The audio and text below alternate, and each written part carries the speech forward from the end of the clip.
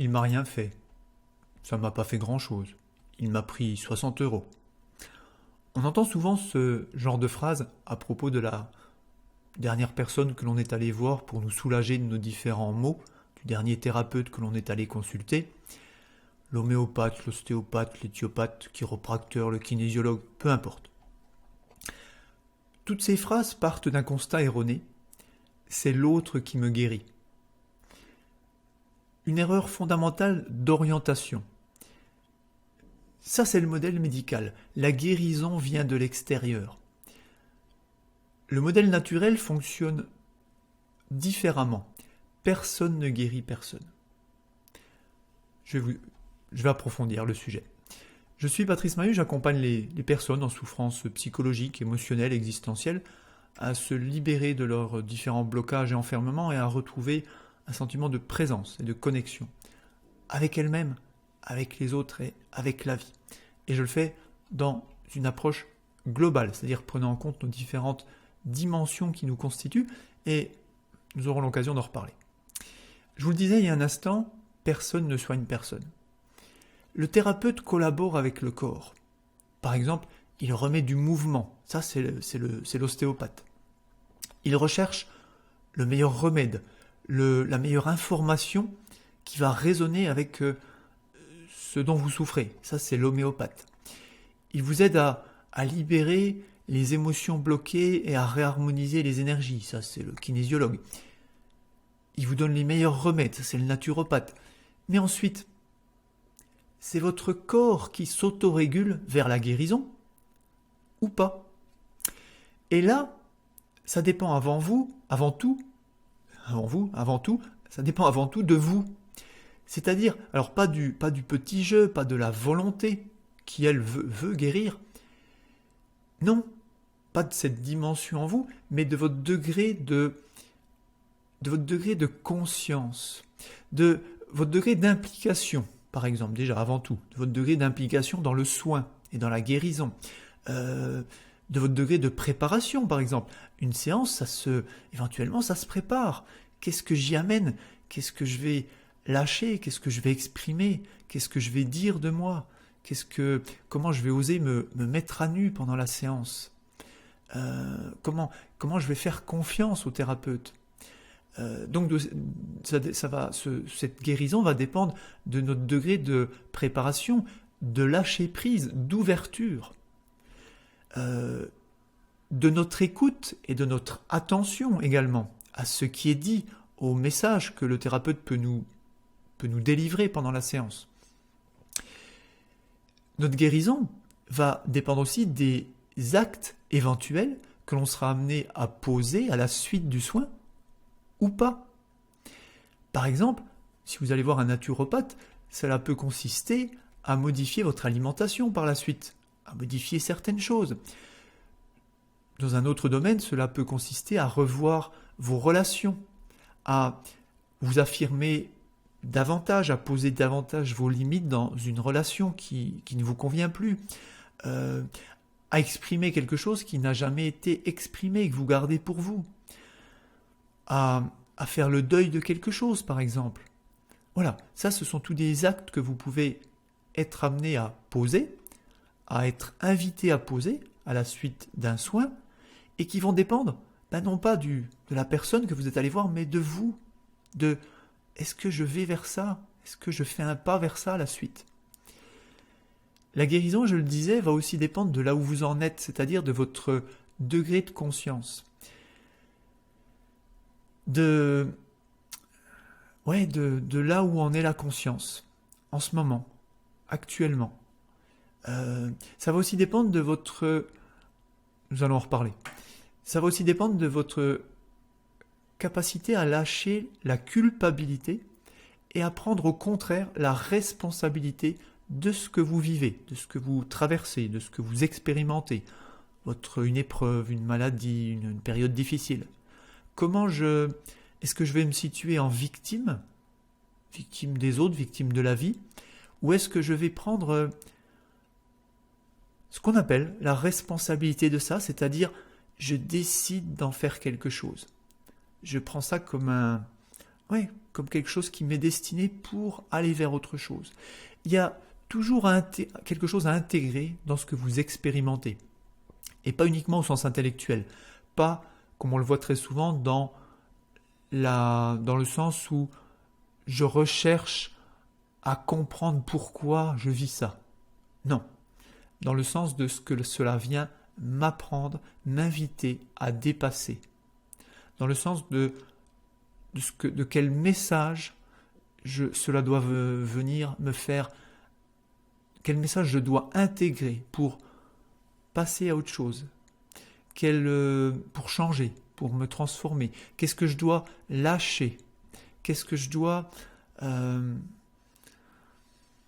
qu'est-ce que je dois intégrer dans mon système fermé pour aller vers quelque chose de plus harmonieux? Vers quoi je suis prêt à me diriger maintenant? Qu'est-ce que je dois lâcher? Qu'est-ce que je dois abandonner? Qu'est-ce que je dois laisser derrière moi? Comme fonctionnement, comme vieille mémoire, comme chose que je ressasse, qui ne me conviennent plus, et vers quoi je dois aller? Dans le sens de à quelle nouveauté dois-je m'ouvrir? Voilà, c'est tout ça la conscience.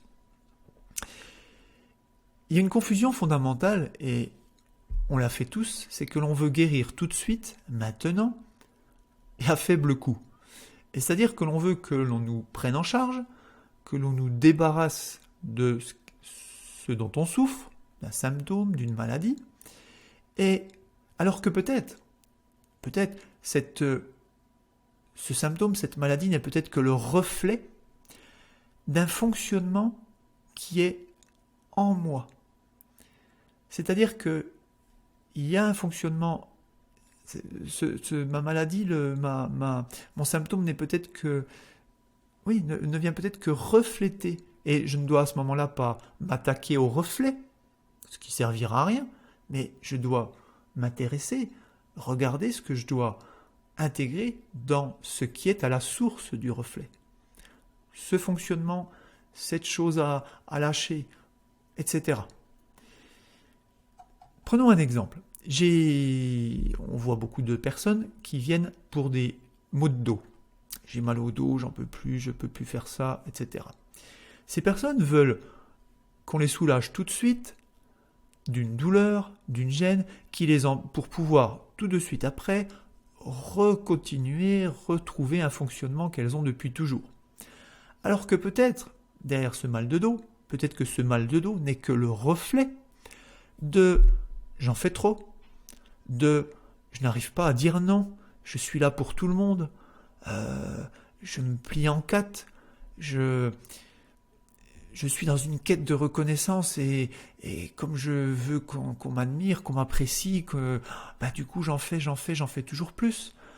Je sais pas m'arrêter, je sais pas mettre de moments de vacuité dans mon existence, je sais pas me poser et faire un peu de vide.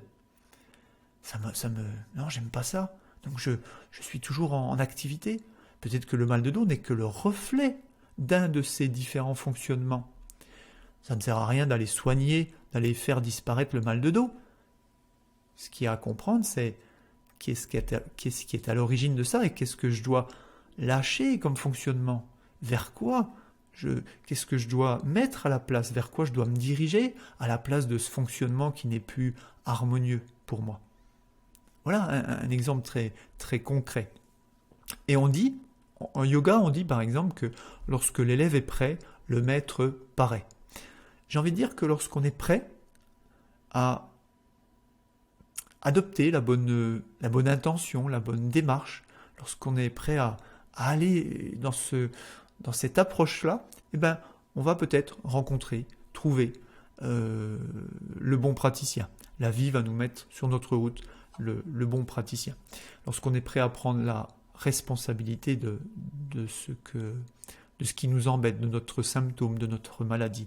Et peut-être que c'est tout autant vrai pour de petits symptômes, un mal de dos, un mal de tête, que pour des problèmes beaucoup plus graves, comme des maladies plus graves. Tout doit toujours s'accompagner d'un changement du niveau de conscience. Et c'est ce que nous faisons dans le programme Serenity. Le programme Serenity, c'est un programme qui s'adresse aux personnes stressées, anxieuses, angoissées, et pour en finir avec les angoisses, et pour en finir avec les pensées anxiogènes, pour en finir avec le stress. Mais c'est aussi un programme, comme c'est un programme global, c'est aussi un programme qui va travailler sur une plus juste affirmation de soi, une plus juste estime de soi, une confiance en soi retrouvée, un sentiment de connexion à soi-même, un sentiment de présence, etc. Et il s'agit aussi, vous l'avez peut-être deviné d'après ce que l'on vient de dire, d'un travail sur la conscience. Nous avons des outils pour travailler l'ouverture, la présence, l'ouverture du champ de conscience. Si vous voulez en savoir plus, et notamment découvrir les 2 principales causes d'angoisse dans notre vie et comment les éviter, je vous invite maintenant à cliquer sur le lien sous cette vidéo afin de vous inscrire gratuitement au webinaire. Il s'agit d'un webinaire où vous allez apprendre beaucoup de choses et comprendre beaucoup de choses sur le stress, les angoisses, l'anxiété, mais la nécessité d'une approche globale, enfin beaucoup d'informations. J'espère vous y retrouver et je vous dis bientôt dans une autre vidéo. Et si vous avez apprécié cette vidéo, indiquez-le par un pouce levé et puis partagez-la sur vos réseaux sociaux. C'est une manière aussi de faire connaître ces nouvelles informations, on va dire. Je vous en remercie d'avance et je vous dis à très bientôt.